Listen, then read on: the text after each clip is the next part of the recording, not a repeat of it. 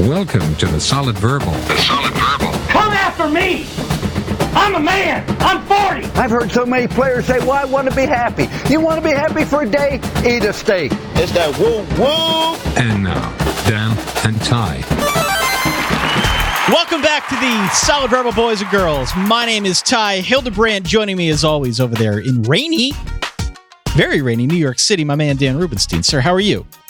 I am super excited for Marie Kondo Part 2. Is that what we're doing? That's what I prepared for. No! We're doing a Q&A show tonight. It's sort of a Q&A show, right?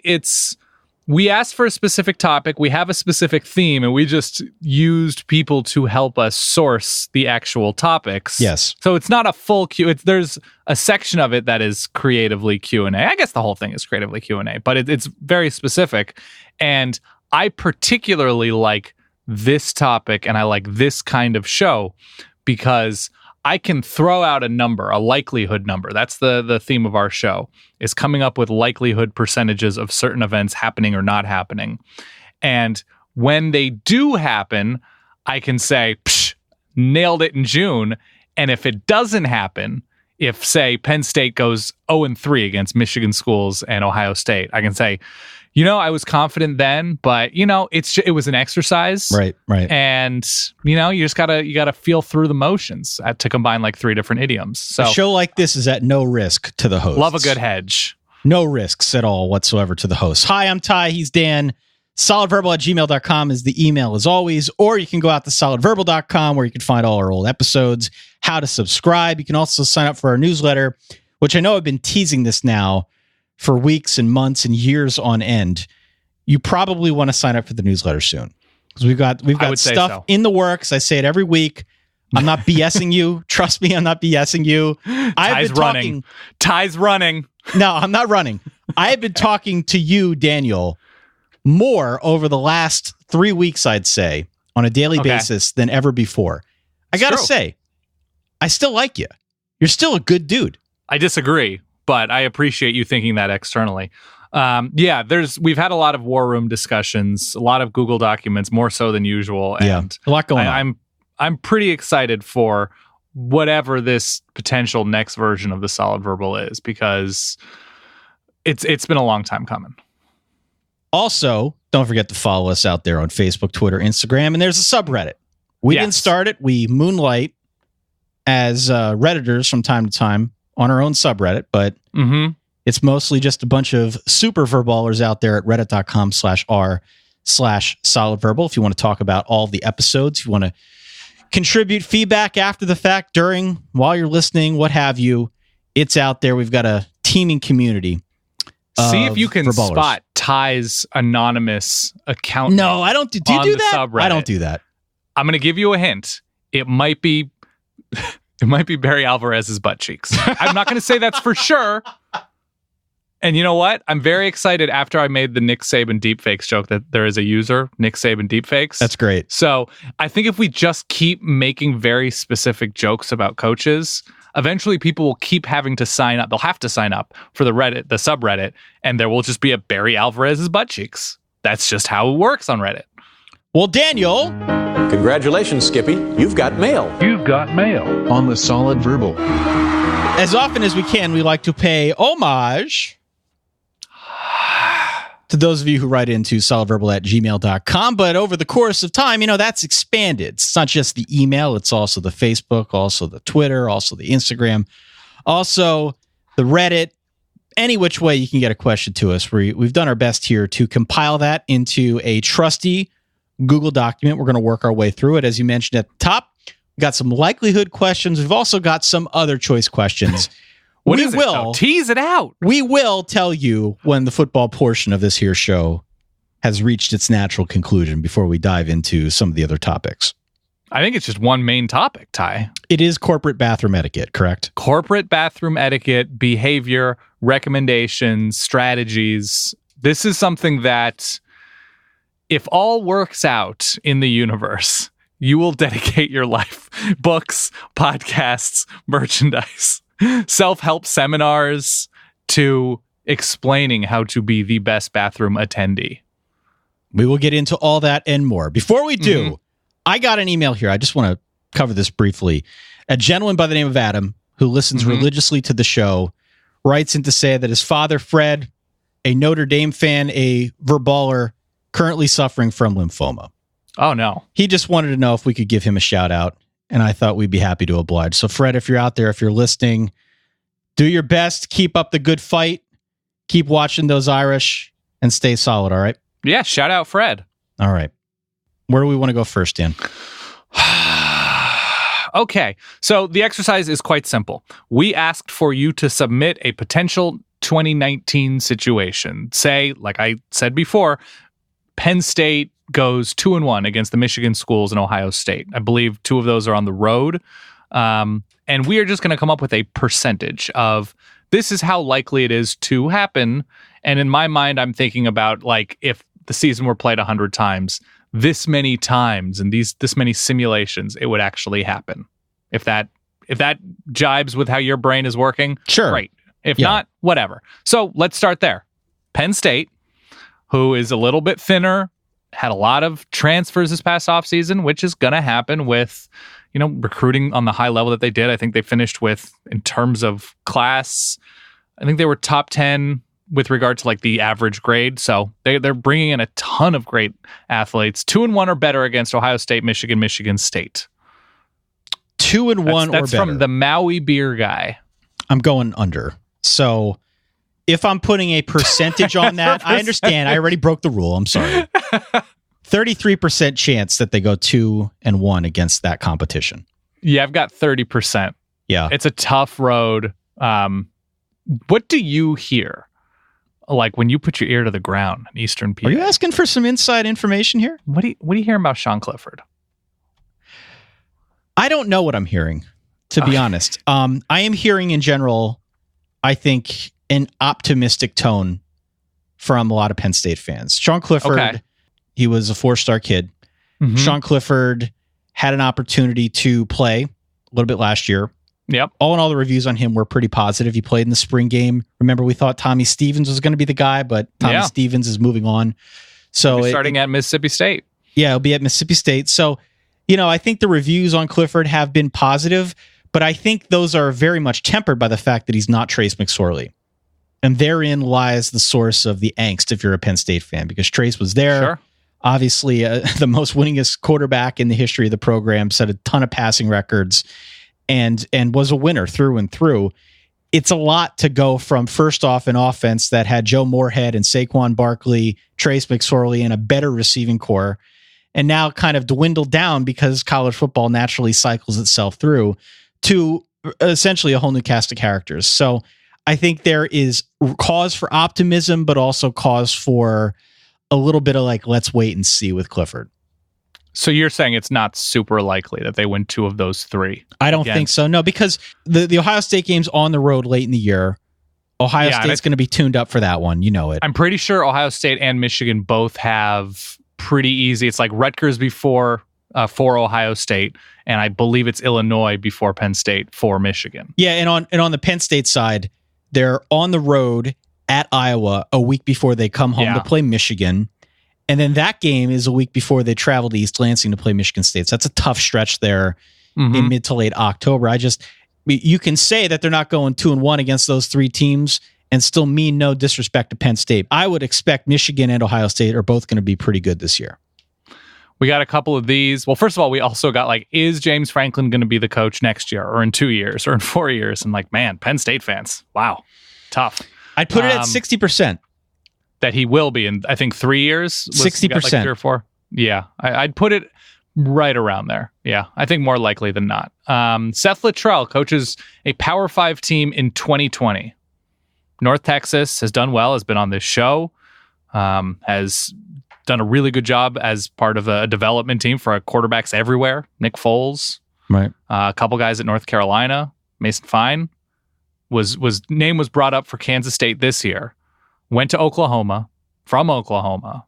Doesn't look like an Oklahoma job will be available. But if we're focusing Southwest, South, do you think Seth Littrell is a Power 5 coach? I think it's going to happen.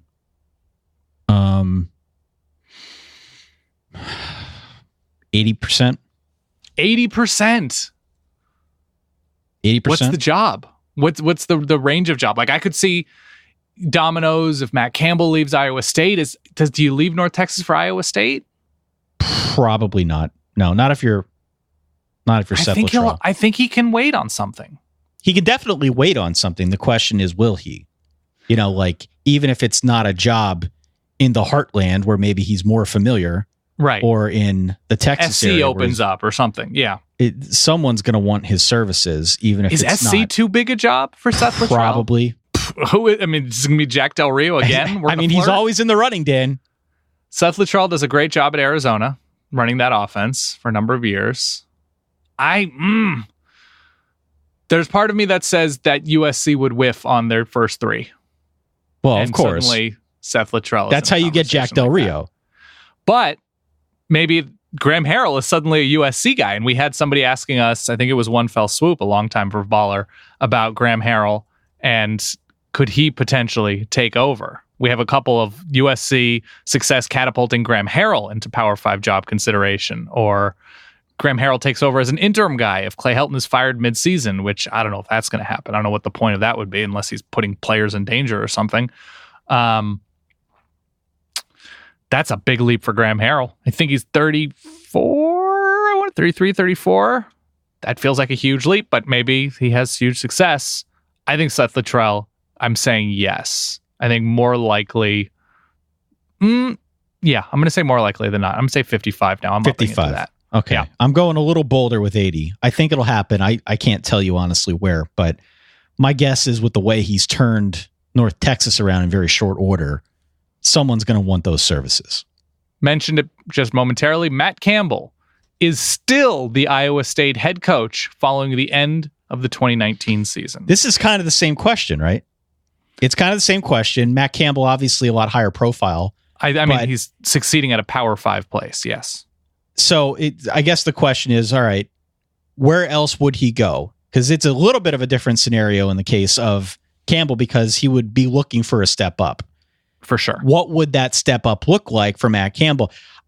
I don't know. Again, I thought he would have left after last year. That didn't happen. For what job? I don't know. Again, stop trying to pin me down on specifics. Ohio State Dan. was the Ohio State job was the one that he was tied to before it became clear that Ryan Day was just going to ascend to the head coaching position. I still feel like it's more likely than not, but my confidence, I got to be honest, is pretty damn shaken after last year. So I'm going to go like 52%. I have 41.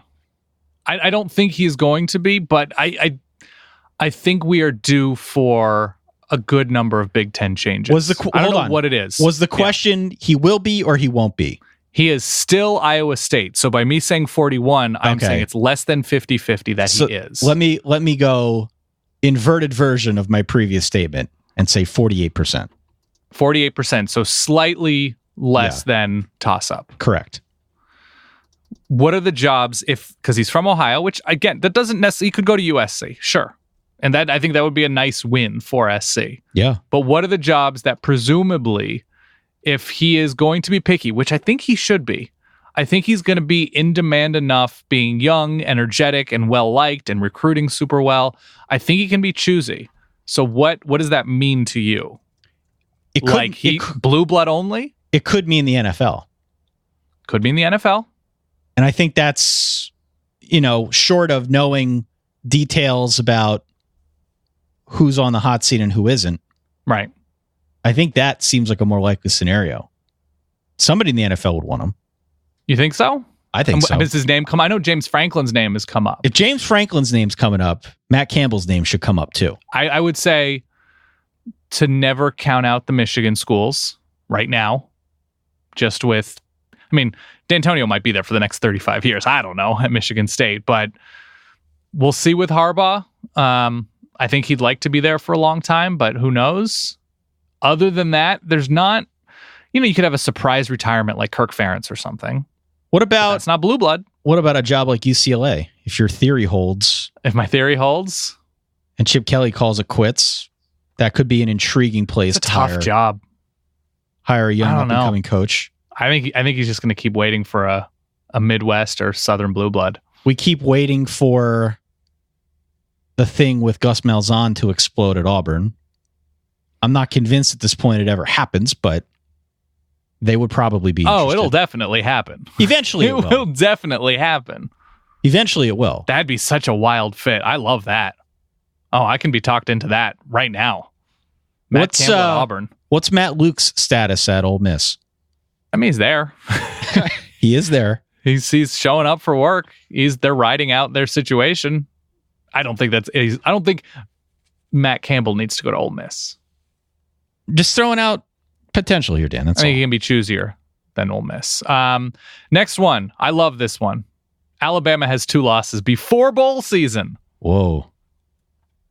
Before bowl season, eh? Yes. I have it at 2%. 2 regular season losses is what you're saying. 2 regular season losses. I have it at 2%, but I'm curious to hear from you. What are the 2 games? And I have Alabama's schedule up right now. Yeah. So I've got road game wise, just give me their 2 most likely. Road game wise, it's Duke neutral. God, that sounds like such a good name. South Carolina, Texas A&M, Mississippi State, Auburn. With Mississippi State coming traditionally, as it does, after the LSU game on the road. I guess you got to throw A&M in there. A&M's a very difficult place to play. Difficult place to play. Kellen Mond back. A couple years ago, made plays against Alabama. Good coach that I've got confidence in. They've recruited well. Year 2 Mike Elko, yeah.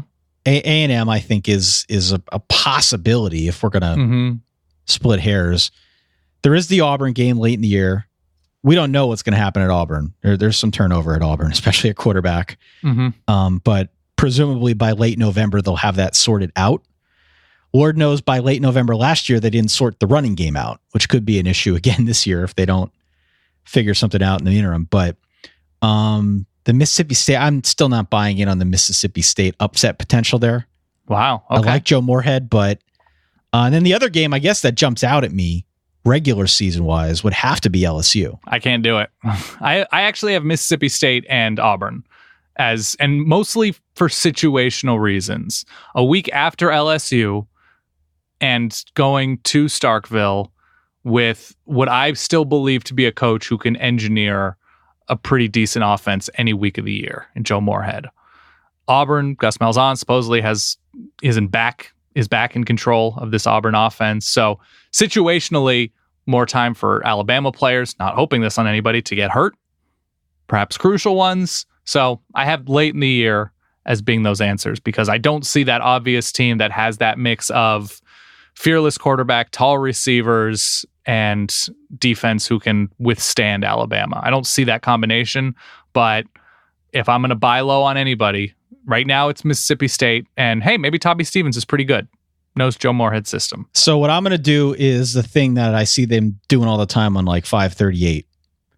I'm going to go a less than 1% chance. Oh, yeah. There were no stipulations in your rule set that these needed to be positive integers. So that's true.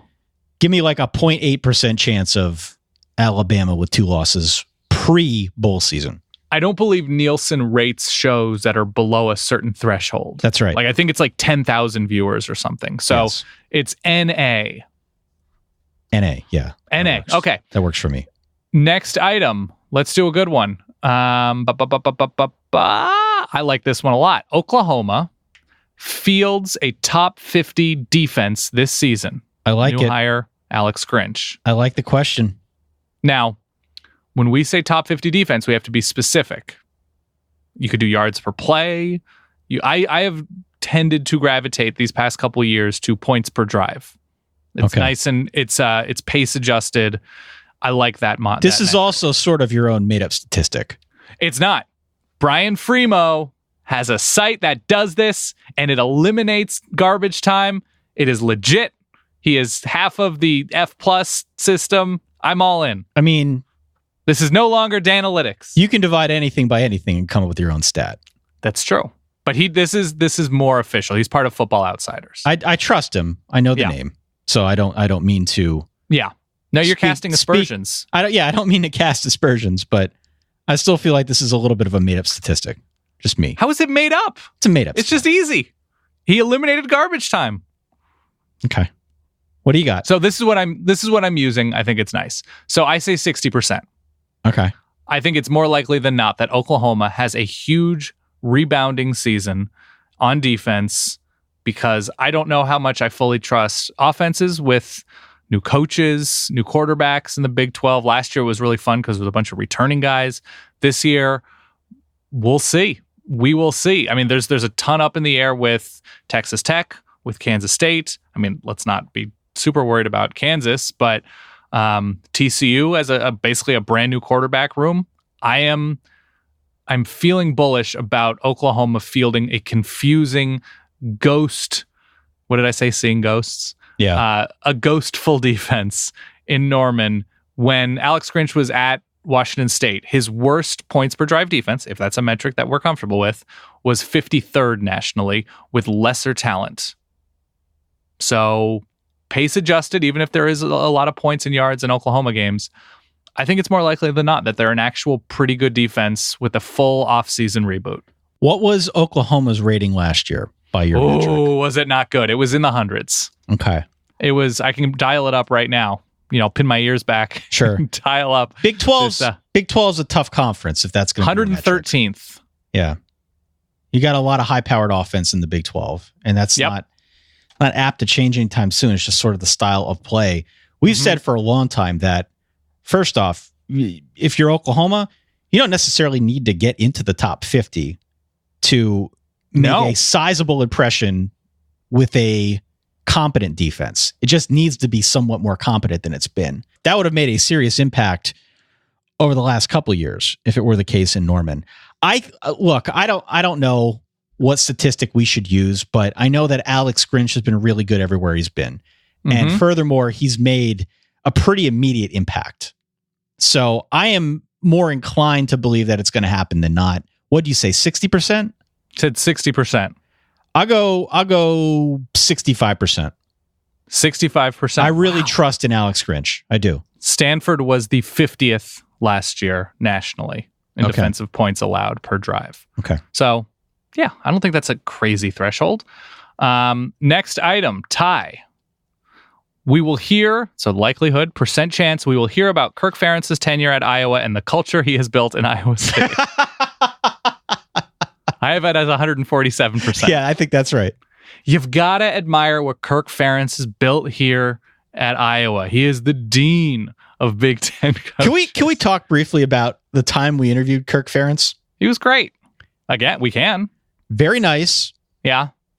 A little short on personality, but that's fine. He's a football coach. Those are your words. I thought he was delightful. Very nice guy. No, very nice guy. But honest to God, we could quit this show tomorrow, and if you asked me one of my top 10, top 15 moments of doing the show, it would be that moment when we asked Coach Ferentz, what is your favorite TV show? And he did not have an answer. They're not like you and I, Ty. I know, but he did have an answer. He didn't even make one up. He didn't even try. He's like, I respect that. There are some people who will answer that question and make up an answer, and they'll just say, I don't know, Sopranos. Like, oh yeah? Anything resonate? The Italians. I respect him saying. No, I'm not saying I lost any respect for him. Yeah. It was just, it was such a moment where you could see that he had nothing, and he didn't really try to make anything up. He had nothing. It's such a common question. And he's like, nah, it's just, I don't know. I got no idea. You ever get asked like, hey, you reading anything good? I hate that question. I hate that question. Like, Huck Finn? I never have an answer. I mean, I sometimes read books and I sometimes don't read books because I stare at screens all day, and sometimes I just like zoning out and hanging with my wife and eating Greek food or something. I desperately want to be known as someone that reads a lot of good books. Yeah. I can't honestly say I've read a full book in a long time. And really? Most of the time, this is a show about honesty. If I've got an hour to kill at night, we're popping in FIFA 19, dog. God. I thought you retired. I did. Well, I retired for a while, but then they put some new cards out. They pulled you back in. Yeah, I actually think they adjusted some of the difficulty to make it seem a little easier. I also stopped playing online and started playing in the smart. offline dynasty mode where I've got difficulty cranked way down. You put some bumpers on it. It's more fulfilling now. Yeah. Okay. Yeah, I am reading a good book. I happen to be reading a good book now. But so if anybody wants to read Range by David Epstein, I recommend it. It's really good. I tried the audiobook thing. It's just, I don't mind that. Especially for road trips or long commutes, they're good. I did listen to actually an audiobook, The Full Drive Home from Your Wedding in Chicago. That's right. That was fun. But Solid's wife Kate got sick and you guys had to you were grounded. That's right. Okay. The percent chance that Army goes into the Big House September 7th and beats Michigan. Ooh, Army's going to be pretty good this year. I like that sound you just made. Yeah, they'll be good. Army's going to be pretty good this year. They may not beat Michigan, but they're going to be pretty good this season. Mm-hmm. Wow. So they play September 7th. Mm-hmm. Tough system to prepare for. Their coach should be at Kansas right now. Wow. This Michigan is loses a good amount up front. Didn't Army have Oklahoma on the ropes? Was it last year or the year before? Did. Yeah, and that was on pay-per-view. The great Twitch night of 2018. And everybody looked at Kyler Murray only had 120 yards, but it was 15 yards per attempt or something. That was that last year. It probably shouldn't be higher than 10%. Mm-hmm. But I'm going to put it at 16%. I got it 40. Really? Yeah, there's going to be something weird early on this year with a national title contender. It's been so boring with the top teams, the teams that are allegedly contenders. I think it's going to be a very strange September. And this is one of those reasons. So it's less likely that it happens in my mind. But man, to just jump into the season, I don't know. Who does Michigan have week 1? I'll pull it up. Okay. But to jump into the season, they have Middle Tennessee, which has been a decent program. But to jump into the season and get Army, and it's before a bye week, which is nice, but woof. I don't know. I'll go a little higher. I'll down, go 21%.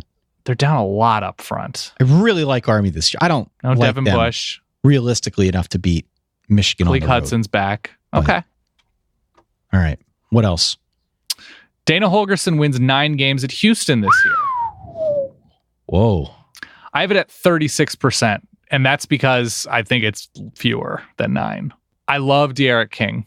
I love. He's not going to be. He's coming off of a pretty rough injury, and even if he gets back to roughly where he was as one of the more underrated players in terms of electricity nationally, buddy, that defense was rough. That back half of 2018, that Houston defense was getting 40s and 50s dropped on them. Yeah, and the problem with Holgerson is when you're looking at his skill set, you're not looking at a coach like him and saying, this is a defensive specialist who can come in and immediately make our defense a top 50 unit. I thought he hired pretty well at West Virginia. I thought Tony Gibson did a good job turning around what started out as a nightmare of a defense for West Virginia and turned them into a downright feisty unit. I mean, there are immediately 2 losses on here. It's going to take some time. Immediately 2 losses. At Oklahoma to open up the year. At UCF to open up November. Those are probably 2 losses. You're just writing that in as a loss? That's a loss. That's a loss. Mackenzie Milton? Okay. Brandon Whitbush, baby. I like the other guy they had at the end of last year. He was real good, wasn't he? I mean, not great against LSU, but no, he was fun against Memphis. I have them winning fewer. The schedule is so that they lose to SMU and Temple. They don't have Temple on the schedule this year. Yeah, Wazoo, Oklahoma, at UCF, Memphis. I think Brady White's eligible for a 9th year. I don't know what's going on with Navy, but yeah, I think they lose another one beyond that, whether it's Tulane, North Texas. Tulane should be really, really fun up front on defense. So yeah, I have a 7-5 year for Houston year 1, but ascending. I think they're on their way up. Yeah. A lot of shootouts. I think they'll be one of the more fun teams to watch nationally. Texas and Oklahoma, again, split the Red River rivalry shootout, whatever, and the Big 12 championship. Ooh, good question. One wins the first, and then they not only do they end up, but the other team ends up winning in the championship game. think it's likely that they're playing each other twice again. Okay. So there's at least a chance of it happening. Mm-hmm. And, when you play the same team twice, it is easier. I think it's easier for the opponent to change the result the second time through.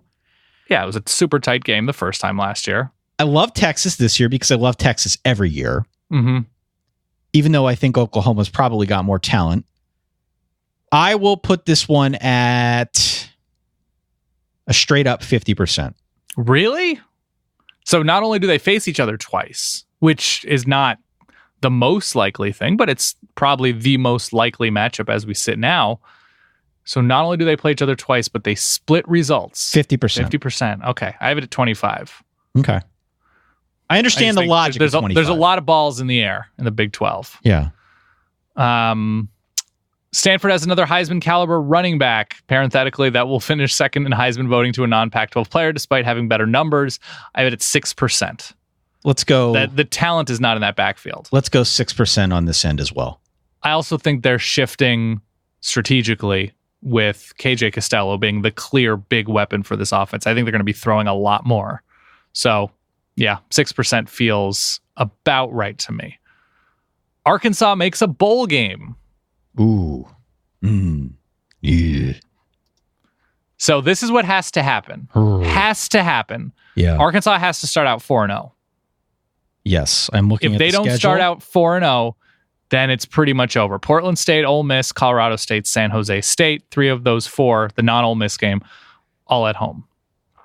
So they need to start out 4-0, and we have to have an uncomfortable conversation about yeah, I know they're 4-0, but A&M on neutral fields, and then the road games from there, Kentucky, Alabama, LSU. So they have to win those 4. They're going to have to hope for some sort of faceplant from Mizzou to finish out the season without Drew Lock. They have Western Kentucky. That has to be the 6. I mean, traveling to Kentucky is going to be real tough. Yeah. I don't know who gets overlooked. I don't have the letdown look ahead, body blowish, but I still don't see it. I'm still not confident in quarterback, and I'm very, very wary on this defense. So I think their absolute best case scenario this year is 4-8. Because somebody else asked, 4-8 is their best case scenario. And that means winning those 3 early non-conference and sneaking by somebody. Ole Miss, Mizzou. I don't even know who. What's I guess 4-8. Kentucky. So you're saying 4-8 is the best case scenario? 4-8 is the best case scenario for Arkansas this year. You're not even imagining a scenario in which they could go 6-6. No, I don't see it. I think there's too much. I think the recruiting that Chad Morris has done has been impressive, and I think it'll continue to be so. There's, I know, a promising blue chip quarterback who's coming in, but I mean, even somebody else asked, just for context, I think it's Zach here. Arkansas wins at least one SEC game, frowny face. And so it's at Ole Miss and Mizzou for me, and Mizzou's a good team. That's just the fact that they lose Drew Lock is the only reason I'm going with them. I have it 19% of them winning at least one in conference. Odds of them making a bowl, I'll say 8%. Michigan wins the Big Ten. So Don Brown defense. That's it. No stipulations. Nope, I'm giving you a qualification. Michigan wins the Big Ten. Picture how that happens. I think it's pretty obvious. Josh Gaddis works out. The defense reloads really well, but does not make it to the playoff. Whoa. All right. First and foremost, what needs to happen for a Big Ten champion, blue blood Michigan? Okay. To not make the playoff. I am very bullish on Michigan this year. Yeah. In some of the very, very early reading I've done on Michigan, I'm going to be very high in the Wolverines this season. Just giving you You're forewarning. Fat Yeah, I am in on the Wolverines. Mm-hmm. So if we assume for a second that Michigan is winning the Big Ten, that means in order to do so, they've got to go through a team like Ohio State to do it. Mm-hmm. At home. They've got to go through Penn State. They've got to go through Michigan State, who hopefully will be better. Wisconsin, Nebraska. Completely shelled Penn State last year. Right. So if you make it through the Big Ten, that's already a hell of a resume. Yep. Which you would think should should put them in a good position to move forward into the playoff. It then becomes a question of who else around college football is also eligible. Let's assume it's Oklahoma or Texas in the Big 12. Let's assume it's Alabama, again in the SEC, Clemson in the ACC. I think we're in agreement that whoever comes out of the Pac-12 is probably not going to make that playoff. And I don't think that Notre Dame's going on a repeat performance like they did last year. So if they win the Big Ten, I think it's likely that they also get in the playoff. And I'm pretty high on their Big Ten chances. He's saying that they win the Big Ten, but don't go to the playoff. Correct. I think it's pretty low that happens. I'll put that at like 5%. Notre Dame has a bye week before Michigan, between USC and Michigan, which I believe Michigan has before Notre Dame, Penn State on the road. So advantage Notre Dame. All really Michigan has to do to win the Big Ten and not go to the playoff is survive Army, win that game 17-14, and lose comfortably, lose 31-17 to Notre Dame. Right. And run the table in the Big Ten, and all of a sudden we have a comfortable loss and a shaky-ish win. I don't think barely getting by Army is shaky, but like in the minds of on the margin voting, I think that's the scenario. And they'll finish out the season in that scenario, beating Michigan State and Ohio State and whoever, Northwestern, Wisconsin again in the Big Ten championship game. I have it at 12% because it's just hard for me to see a Michigan team. Yeah, I don't see it. If they're good enough to be beating Ohio State and a West champion, they should be good enough to beat Notre Dame at home. I feel pretty good about Michigan's chances there if they win the Big Ten, also making it in the playoff. Could you imagine a season in which Michigan goes into the Maryland game undefeated, is looking ahead to the bye week, and then just gets shelled at Maryland and finishes out winning the Big Ten, and Michigan has to have the same conversations to talk themselves or to talk other people into Michigan as a playoff team that Ohio State has had to have after losing the way they did to Iowa and Purdue these past couple years. That Maryland game, it's one game. That Maryland game is potentially an open face letdown look ahead sandwich. Yeah. Oh, it absolutely is open. And by the way, followed in close succession by the Indiana game, which is the ultimate letdown look ahead sandwich. In between a home game against Michigan State and a home game against Ohio State on the road at Memorial Stadium in Bloomington. Have you had a chance to figure out your can't fully explain it crushes for 2019? It's very early. It's very early. You should always assume Texas. Well, no, I'm saying like last year you were feeling a little hot and bothered for Indiana. I was. Yeah, I was. Like Merrill, I don't know. Who is it, Ty? I don't know yet. I haven't come to that conclusion yet. It will when it happens though. It's never a situation where I am consciously deciding on the crush. It's always a Harry Potter thing where like the wand chooses the wizard. Okay. It just comes to me. You wake up in a cold sweat. I just don't have any control Minnesota. over it. Yeah. Oh my god. Something like that. Okay. Syracuse makes a New Year's Six bowl. A New Year's Six bowl. Yeah. No grungy Eric Dungy anymore. No, it's all DeViets. Yeah. All right, let's Tommy pull up the DeVito. schedule here. I've looked at it. There is a path. There is a path. They have to beat Clemson in the Dome. And they have to, like, very strangely win a tiebreaker with Clemson to win the Atlantic. If Syracuse were to run the table but lose to Clemson, so they go 11-1. Yeah. Not saying that's likely. Put that at like 8%. But Mm-hmm. if they go 11-1 with one loss to Clemson, that still probably gets them in a New Year's Six bowl game, doesn't it? 11-1, not making, yeah. Absolutely. Probably. Right. So you're saying you said they have to beat Clemson. I don't think they have to. They could lose to Clemson. They could lose to someone else. And provided they've got enough clearance in the ACC, otherwise they win enough games. I mean, it's doable. Liberty, Maryland, Western Michigan, Holy Cross. Not a murderer's row in the non-conference. No. And then you lose to Clemson midway through September. And the case for, I love that we're doing this. The case for an 11-1 Syracuse, making it, I have it at 9%. I have it at 9% because I think teams are going to be fine in the ACC. I don't think there's a particular standout after Clemson on their schedule. I don't know if you've talked yourself into Pitt or BC or Louisville in year one, but they'll win a bunch of games, but I think they're going like 8-4. NC State on the road. NC State is copy and pasted from year to year. It's just like a template. I think the last time we saw NC State, they literally were pasted by Travion Williams. This is true. Tweets. I'll go, what you said, 8. I'll say, I don't know, 10. Last year was it was a perfect storm. 10%. They took advantage, being really pretty good. I can't go 10%, 5%. 5%. I'll root for Syracuse. I'm not rooting against Syracuse, but sure. 5%. Tennessee beats Alabama or Georgia. Come on, Rocky Top. Rocky Tie. I'll say 12%. 12? 12. Give me 28. I'm feeling saucy, not necessarily because of a love for Tennessee. The Georgia situation is pretty good. I think they have a bye week before Georgia. I mean, it's at Bama. They're going to crush Tennessee. But it's early enough in the season. Georgia, I like a lot this year. We talked about the odds show we did. They have Notre Dame.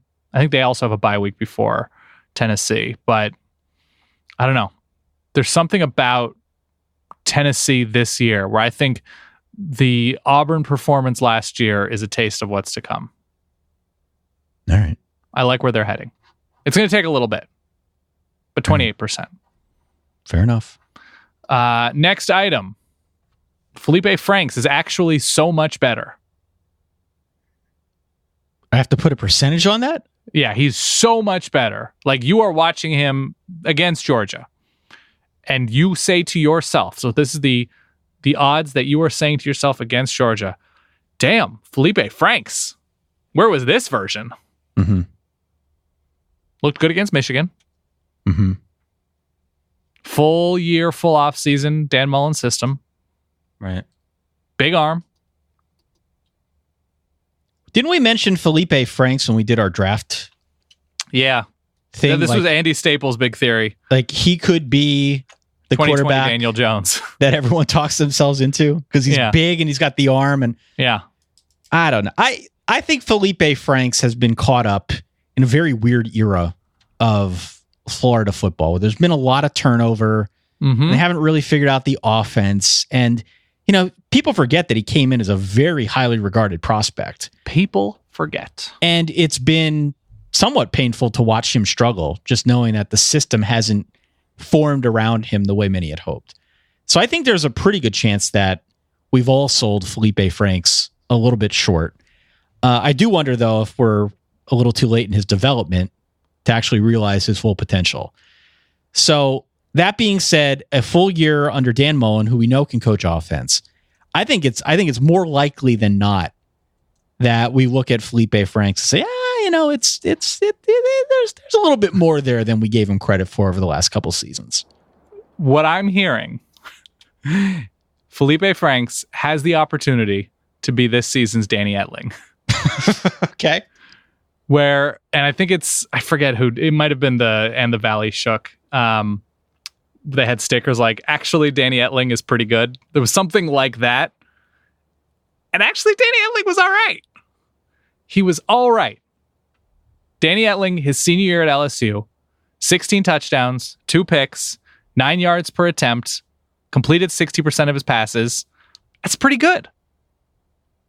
Do you think Felipe Franks can become Danny Etling? Is my new question. I think he can be better than Danny Etling. That's a good line. Better than Danny Etling? Is that the threshold? Is that the bar right now?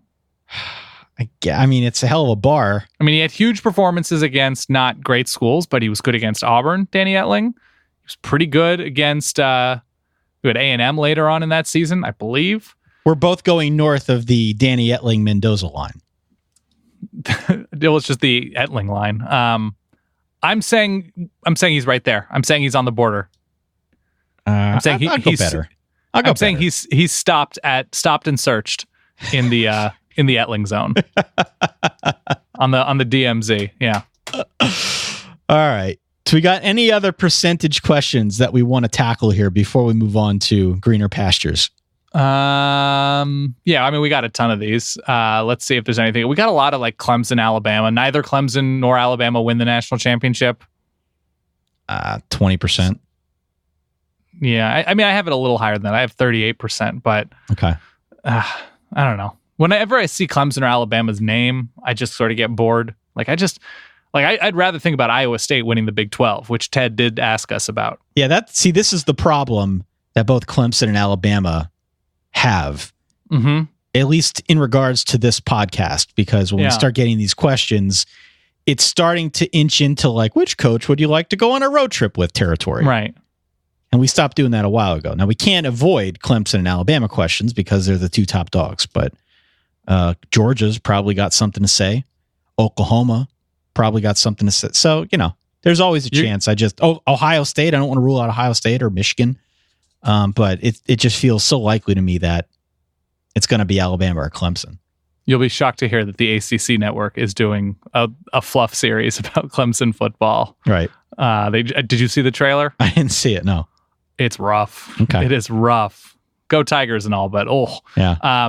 Iowa State, it should be mentioned because Ted asked, and I'd rather talk about Brock Purdy.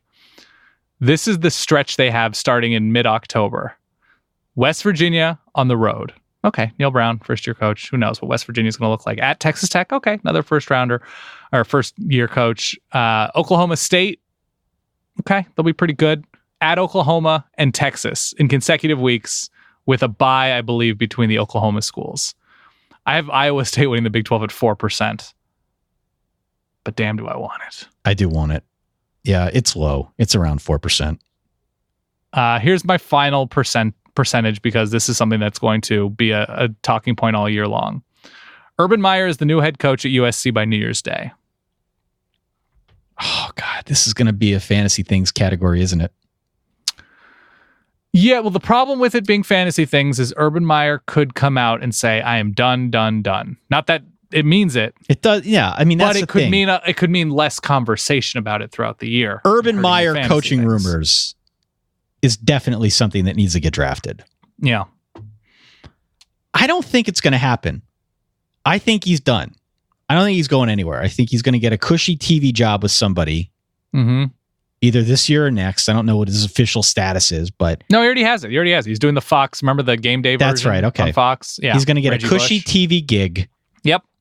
And he's going to run with that for a while. He's going to remain a hot commodity, but I think he's done. I think he meant it. I think so too. And I think USC would probably not be where he goes. He got a taste. The biggest. You go into Florida and Ohio State. I don't think he's... I was going to say slumming it, but that was just to be mean. That wasn't because I actually meant it. Sure. I don't think he's going to USC. I don't think so. Just because he's doing a TV job and SC looks like it might come out. I have it 11%. I'm never saying never because I think he's a competitive psycho. Yeah. And I would say 5%. Okay. And the final one has nothing to do with college football. Dan getting an Alexa. Oh, God, that's 0%. It's no longer 0. No? 6%, and I'll tell you why. Whoa, breaking news. Boop, boop, boop, boop, boop, boop. Well, I have Siri on my phone. Oh, God, now my phone is freaking out. When you have a baby in your hands and you want to play music and you don't want to fumble around looking for your phone, it's not going to happen.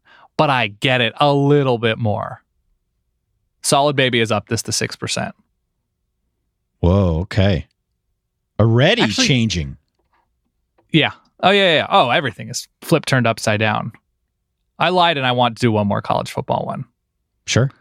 Kellen Mond finishes the year, just because we inexplicably, and I love it, have a lot of Texas A&M people who listen. Kellen Mond is a top 2 quarterback in the SEC. Can Kellen Mond break top 2? The Etling threshold? He's not a top 2 quarterback. He's an exciting quarterback, but he's not better than Jake Fromm, and he's not better than Tua Tagovailoa. Okay. I think this question might be banking on injury or something totally strange happening. We're due for a new Stave Yip, right? We are. If there's an injury at the top, Kellen Mond is among the next tier that could jump up and jump in and take one of those spots. But as it stands now, no, he's not. Okay. Who is on if Fromm and Tagovailoa are alone in the first tier? Who is with Mond? If Mond is on the second tier, which I believe he is. I mean, it's just so tough to say in the SEC this year, right? I would say Jarek Guarantano is potentially there. Jake Bentley, potentially there. Potentially. We don't Mighty know. Joe Burrow? Yeah, Joe Burrow may. We don't know much about the Auburn situation. We know Bo Nix is going to be the guy, but I don't know. It might be one of those like fantasy situations where Kellen Mond is his own second tier. Yeah. Probably Jake Bentley in there, I would say. Would you rather have Joe Burrow or Kellen Mond? Kellen Mond. Their stats were actually pretty much identical against SEC teams last year. I think I'd rather have Kellen Mond. Yeah, I think Although so the thing with Burrow is that the stats don't reflect how good he was. He was good in spots when he needed to be. Yeah. In ways that the stats can't bear out. I think I don't know. I'd rather my quarterback be more consistent than just like show up a little. Oh my God, there's Joe Burrow. I'd rather have that. Felipe Franks or Kellen Mond? Kellen Mond. Okay. Guarantano or Kellen Mond? Kellen Mond. Okay. They're all Jake Bentley, Kellen Mond. Probably still Kellen Mond. Okay. So I can only gather that you have him as number 3 then. I think he's probably my number 3, yeah. That's what I'm saying. If there's an injury at the top, he certainly can challenge to get into that tier. Okay. Well, if there's injury at the top, he's there, according to you. Yeah. Unless he gets hurt too, you never know. That's true. So we've now entered the stage of this podcast where if you were we here gotta come up with a sound. I know, we should. If you came here for the college football content, we're going to take a bit of a left turn now and answer some non-college football questions. So we thank you for your download. You're more than welcome to stick around and listen to the remainder of the show, but we have gotten complaints from time to time that, you're veering too far from college football. So we wanted to let you know. June. We will not take it personally if you decide not to listen to what comes next here, but I personally am very excited to get some of these opinions off my chest. I feel like I've got a lot to offer in this phase of the conversation. Ty, there's a book that is popular to read to children as they potty train. Do you know what book I'm referencing? I don't think I do, actually. There's a book called Everybody Poops, or Okay. Everyone Poops. Yeah. It binds us all, no pun intended. And it's cool if you came here to listen to college football stuff. But, if you're a fan of Holy Cross, I don't know how much you care about Michigan football. If you're a fan of, I don't know, Washington State, how much do you care about us talking about Felipe Franks and the Etling threshold? Mhm. I get it. But poop talk, everybody's doing that. Sure. We ask people for questions about office bathroom etiquette. I have a question that I've been thinking a lot about, and it comes to us from a gentleman by the name of Trevor. Okay. He says, a scenario I have at work, as I'm sure many others do. I work at a college. My office space is one of many in 3 interconnected buildings. There's a common bathroom, basically in my office, with 2 stalls. There is a single bathroom about 1 minute from my office in a quote-unquote different building. Don't know what that means, but okay. Should I use the no privacy but convenient bathroom or make the extra effort for the single bathroom when I know I'll be a while? Right. So I mean, this seems like an easy call to me. You know where I stand on this. Yeah. We get questions all the time about, I'm an upstart podcaster. Where do I start first? What's the first thing I should do? Yeah. I respond to a man, to a woman, by saying the first thing that you should do is find your own super secret bathroom. Uh-huh. I think that's where you start, not just in podcasting, but really across all industries. Life. Yeah. Trevor, the answer here is that you find, you cherish, and you tell no one about that secret bathroom. You treasure that privacy, whatever you can get it. if it's convenient to do so. Now, sometimes you're in between meetings, you can't quite accommodate that privacy, but You can't make it a minute. right.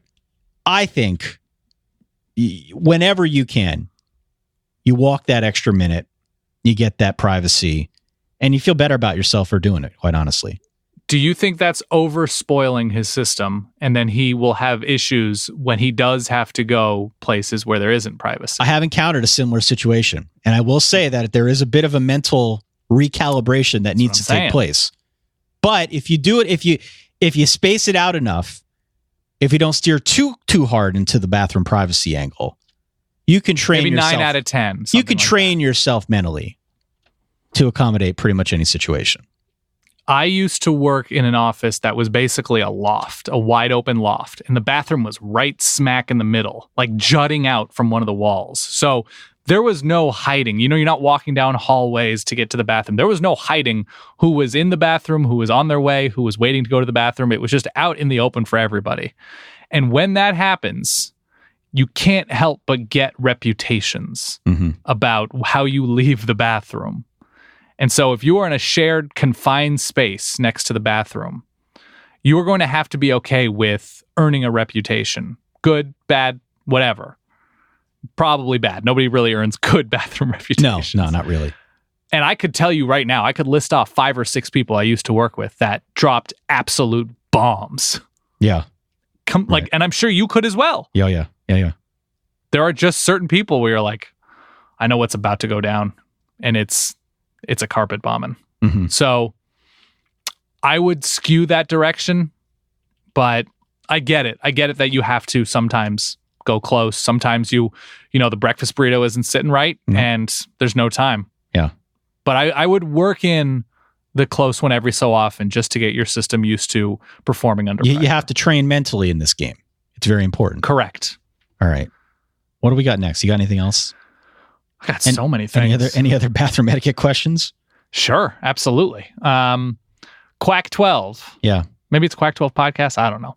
Should I attempt to go number 2 quietly in a public restroom, or just have at it and finish the job? Is there any situation in which you are not fully devoting yourself to health?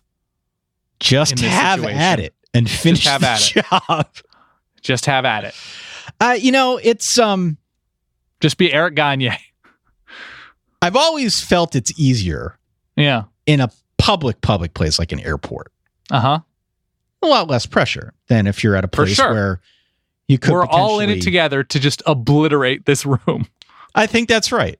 Yeah. Whereas if you're at your office or a place where you might actually run into someone, right? I always worry there's a chance they're going to see my shoes. Like if someone's nosy, they're going to put 2 and 2 together. They're going to figure it out. Everybody poops, though. I know, but these are things that I worry about, Dan. I'm a thoughtful individual. So I think in most cases, in a truly public space like an airport, you just have at it. But if you are in a place where you might run into somebody that a coworker, I think you try to make accommodations to sneak it in. Okay. Because this is a percentile episode, Ty. Yeah. If 0 is first date, small apartment, thin walls, right? Terrible situation. Really like her and want to make a good impression and not ruin any sort of vibe. That's a 0. Yeah. 100 is home alone, 68 degrees inside your house, great night's sleep. You're super hydrated. Everything is just adding up to wind dated. Yeah, sure. You just absolutely being yourself.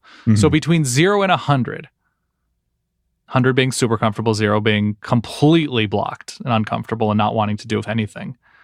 What is your work number? 35. 35. Yeah.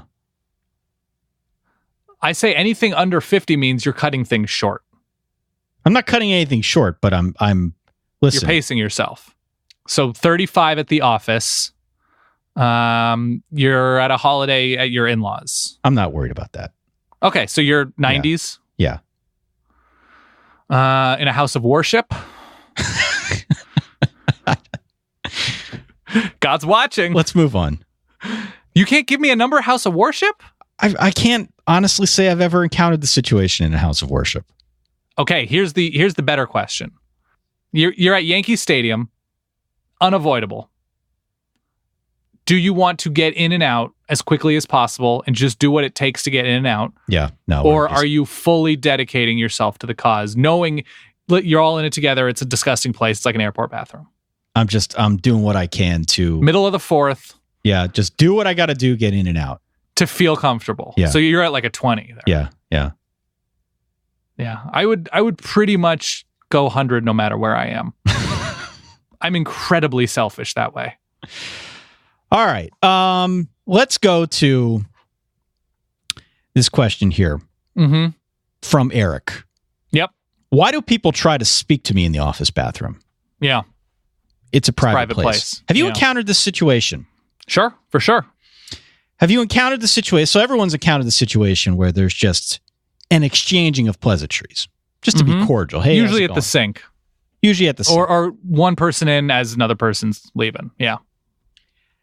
I have encountered two situations in the corporate setting that I'd like to discuss here. Okay. The first is the full-fledged conversation at the urinal.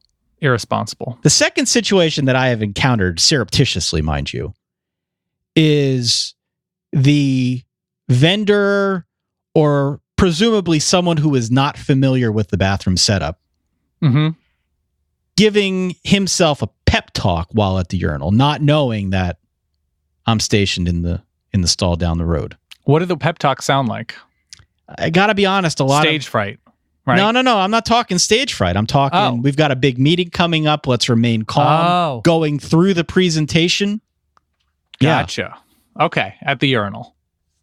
I feel like that's just like not knowing your surroundings. Maybe a little too amped up for whatever meeting you've got coming up, but still very weird to me, if I'm being honest. Yeah. The one where you've got the conversation standing there at the urinal, I agree, is irresponsible. These are individuals who were raised by wolves. So I don't get that. Otherwise, though, I feel like, Eric, most people are in a similar situation when they're in the bathroom, and you're not sure how much you should commit to the conversation, what you're supposed to say. Yeah, I'm killing the conversation as quickly as possible. Exactly. So I guess my question back to you, and you could respond. In my head, I'm hearing Drew Brees going, kill, kill, kill. Right. We can make this a two-way conversation, Eric. Happy to discuss. Happy to discuss further. But I need to know more about the depths of this conversation that you're referring to here in your question. Would you, and every time, there's occasionally times on Twitter where people will say like, hey, could you retweet this with the time you met a super famous person and had like a strange encounter or something like that. And inevitably somebody's like, oh, I saw Roger Clemens in a bathroom, or like blah, blah, blah.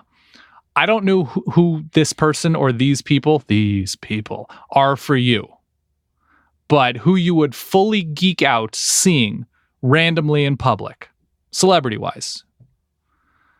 And if you were to pull up next to them at a urinal, if you are trying to just get out a single line, I don't know who that person is. No, I don't know. I have a couple guesses. If you park next to Neil deGrasse Tyson,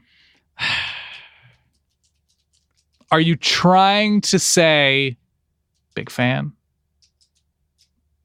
Love the Hayden Planetarium? I think I'm overruled by my inner moral compass when it comes to bathroom etiquette. I think I probably wait until we get to the sink, or maybe I pull the move where I use. I don't know if that you can count on that. You have this window. This is the only thing you have this window. But if I get out first, I know where he's going next. I know eventually he must. I understand leave the room. You don't so that would be the opportunity. You don't know that you're pulling out first, though. Pulling out first. Okay. You don't know that you are exiting the urinal and the partition area before this person who is already there. You don't know if it's. Maybe you just make sure that you do. I think if I were that intent on starting a conversation, that would be the move. What you couldn't do, though, and this is actually the better question, if you encountered that idol, would you offer your hand to try and shake it, knowing you were both in the bathroom? You can't do it. You can't do that. You absolutely cannot offer a handshake in the bathroom. I've had someone offer me a handshake in the bathroom. I was very uncomfortable. if you were washing your hands and completing your voyage, Neil deGrasse Tyson walks in and is clearly heading to the stall. Right. Are you going to try to say something to him? And be like, Godspeed, Neil. I probably am not quick enough on my feet to come up with something suitable. So you're just walking out of the bathroom going, damn it, Ty. I might give him the head nod. Hey, how are you? You know. Good luck in there, Neil. Yeah. I don't know. Do Very work. good question. Actually, Derek asks a very similar question to Eric. Yeah. What do you do? Do you talk? No, you try to talk to an absolute bare minimum. I agree. What else we got here? Do you talk to here's if you are walking into the bathroom with somebody. Hey, I'm going to head to the bathroom. Oh, you know what? I'll join you. I'm got to wash my hands. If they're heading into the stall, do you continue your conversation? Once you enter the restroom, once you cross that boundary, that is the line of demarcation. Okay. Once you are on the other side of that, it is like going into the cornfield and Field of Dreams. It's like a whole different world with different rules. So no, I don't think I think you try to find a clean break, a natural stopping point, and you're not doing business while someone's on the pot. You're just Be honest. Be honest. Will you take out your phone at a urinal? Absolutely. Okay. Just making sure. Yeah, absolutely. What is your go-to phone situation? Unfortunately, it's usually Twitter. Yeah. It's usually Twitter because I don't get to read it much during the day. Oh. Okay. Yeah. I'm not proud to say that, but maybe it's best suited for the bathroom, to be honest.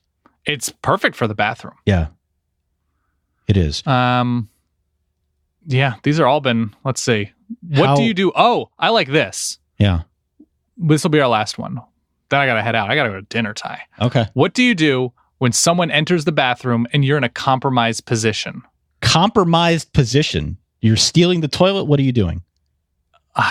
Okay, so if I'm to understand this from our dear, dear friend Nick Saban Deepfakes, what do you do when someone enters the bathroom and you're in a compromised position? Do you give a courtesy flush or stay as still and quiet as possible until they leave? So you are in the stall. You are taking care of business. Right. You are going to the restroom. You're evacuating your bowels. Mm-hmm. I think it's fine to just keep doing what you're doing. I don't think there's anything to be ashamed of. I have been in both situations, Dan. Yeah. And I would like to get the... I'm not saying you're walking into like a home bathroom. Sure. Like a single use. Yeah. I'm saying you're walking into just a regular old bathroom. I would like to get like the Fangraphs breakdown of how I approach this situation. Just a normal everyday life. But I've been in both situations where the courtesy flush could be applied, usually applied when I've got a meeting to get to. Mm-hmm. But otherwise, I feel like I've trended towards the standoff where... You're pausing? You're hitting pause? I'm trying to hit pause. Oh, Ty. It's a standoff. Doing your body a disservice. It's a standoff. And I have prided myself on winning most of those standoffs, but every now and again, you go up against someone pretty tough. And I'm gonna be honest. I'm so disappointed. It's uncomfortable when you try to win the standoff and you decide that you can't. Because then there's a situation with the legs falling asleep and it's just not good. Have you ever been in a clear, single-use bathroom and forgotten to lock behind you? Yes. And been on the toilet? Yes. Did you do the only thing that is allowed to be done, which is use the third person for whatever reason? I think this is in some comedian's act, but you don't say like, "Hi, I'm using it." You say, "Someone's in here." Yeah. I've done Someone. that. I've done that. Not going to tell you who. Someone. I mean, you're not going to yell like, "Matt's in here." You have to go third person. What about occupado? No. That's popular. We've really covered I would love if you were in the bathroom and you went, "Ty's using it. Ty time." That'd be Feels great. like a George Costanza move. Yeah. We covered some ground here. Hopefully we didn't lose too many subscribers. No, but it's okay. It is June. This is a college football show. And after about 50 minutes or so, I'm going to be honest, we run short. Yeah. We run short on stuff to talk about. You can always chime in. solidverbal@gmail.com. Let us know what you think. If you're interested after that bombardment of questions, you can still go out sign up for our newsletter at solidverbal.com. You can still tell your friends about the show. Anywhere you can find a podcast, you can find this show. We're going to continue talking about college football all off season once a week until we get to maybe like mid to late July, which is actually next month. It's going to be here before you know it. That's when we start previewing teams. That's when we start actually gearing up for the college football season, because it's going to be here before you know it. We're inside that 100-day mark as of a couple weeks ago. We got all sorts of big plans in the works that we're excited about. So we hope you'll stick with us for the remainder of 2019 and beyond, Dan. Merch, fantasy things, live show, possibly shows. Yeah. Lot happening. Absolutely. All right, Dan. New city. We've never done a big fantasy thing show in this city. That is correct. I'm excited. For that guy over there, my good friend Dan Rubenstein. For myself, Ty Hildenbrand. I'm over here in Eastern Pennsylvania. We will catch you all in a week. In the meantime, enjoy the rest of your week, all of your weekend, and in the meantime, stay solid. Peace.